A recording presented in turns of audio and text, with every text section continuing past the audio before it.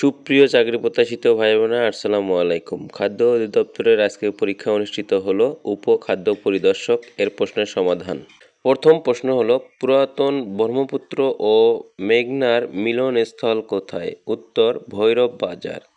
এরপরের প্রশ্ন হলো বাংলাদেশ জাতিসংঘের কততম সদস্য রাষ্ট্র? 136তম। 1 জিবি সমান কত এমবি? 1024 এমবি।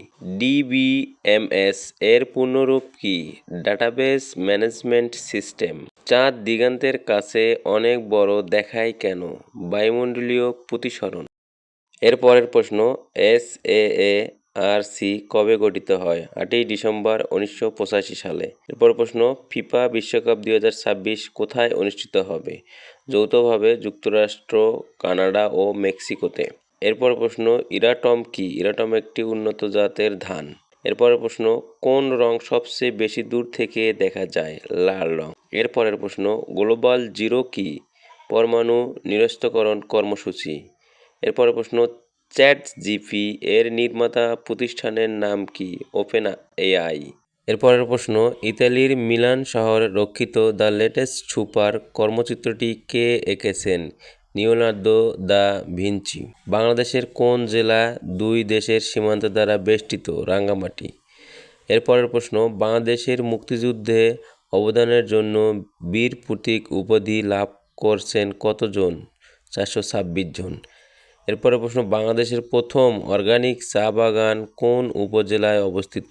তেঁতুলিয়া।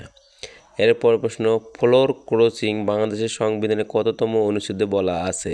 ৭৪ নং। এরপরের প্রশ্ন অভ্যন্তরীণ বোরো সংগ্রহের মৌসুম 2026-এ সরকারি পর্যায়ে প্রতি কেজি ধানের সংগ্রহ মূল্য কত টাকা নির্ধারণ করা হয়েছে? 36 টাকা। সম্প্রতি ঘোষিত বাংলাদেশের 13তম সিটি কর্পোরেশন এর নাম কি? বগুড়া। এরপরের প্রশ্ন প্রথম সাপ গেম অনুষ্ঠিত হয় কোন দেশে? কাঠমান্ডু, নেপাল। এরপরের প্রশ্ন এবং সর্বশেষ যে প্রশ্নটা এটা সবচেয়ে মোস্ট ইম্পর্টেন্ট, সব জায়গায় আসার সম্ভাবনা এখনও রয়েছে এবং পরবর্তী পরীক্ষাগুলো তো আসবে। হরমুজ প্রণালী কোন দুটি উপসাগরকে সংযুক্ত করেছে? উত্তর পারস্য উপসাগর ও ওমান উপসাগর।